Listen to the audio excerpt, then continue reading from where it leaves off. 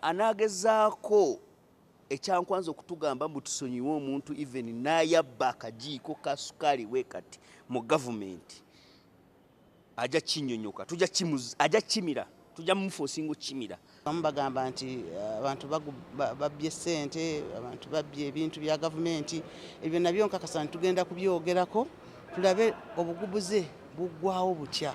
Conflicts ziyitiridde obungi mu pate yaffe.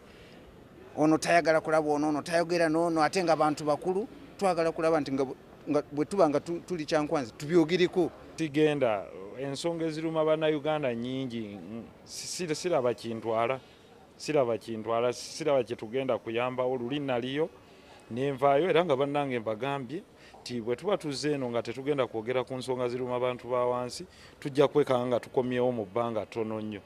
Bye tukola kati bye bawulira kati tugenza kubyongezamu omuliro.